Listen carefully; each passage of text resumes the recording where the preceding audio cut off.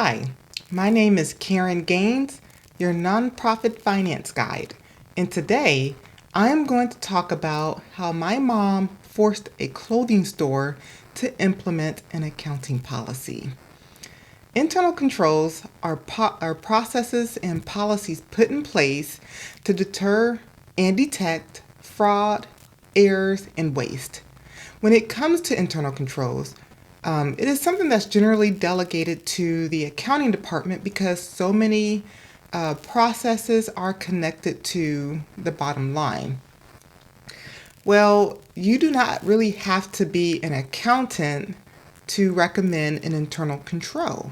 You can be an artist like my mom. So during the late 1980s, my mom went to the store to put some clothes in layaway. The clothes were for us kids, in which there were 5 of us, and money was very tight.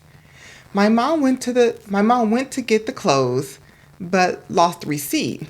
But she wasn't too worried about it because she was just going to show them her driver's license and get the clothes that way. When she got to the store, she explained that she lost her receipt and showed them her driver's license. So the clerk told my mom, sorry, but someone else brought in a receipt and picked up all the clothes. And my mom was like, well, did you ask for any ID? And the clerk said no. And then my mom said, well, what are you going to do about this? And the clerk said, I don't know. It's not my problem. And my mom, just literally lost it right then and there. And remember, I told you that my mom was getting clothes for 5 kids and money was very tight. And so, my mom started saying things like, I want to talk to your manager. And that was a lot of money. I've already spent on clothes that I can't even get, and my husband is going to be so upset. And my mom, she threw a huge fit, and rightly so, because the clerk, she just had an I don't care attitude. And so after a whole lot of back and forth, they allowed my mom to get the clothes that was stolen from her. So once my mom got the clothes, she told them they needed to implement a policy. And she said, you all need to implement a policy that requires folks to show their identification when they are getting clothes out of layaway. So a few weeks later, my mom goes back into the store, and when she walked in, there was this big sign that said, ID is required to get items from layaway.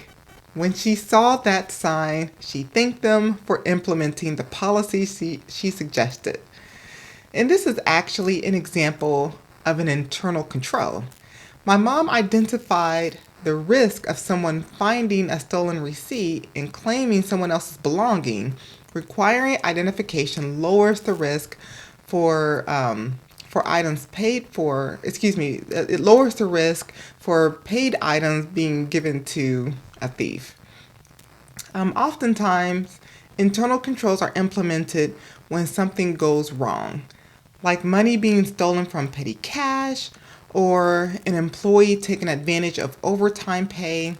It is best to identify risks when you see them and put some type of control in place before something unfortunate happens.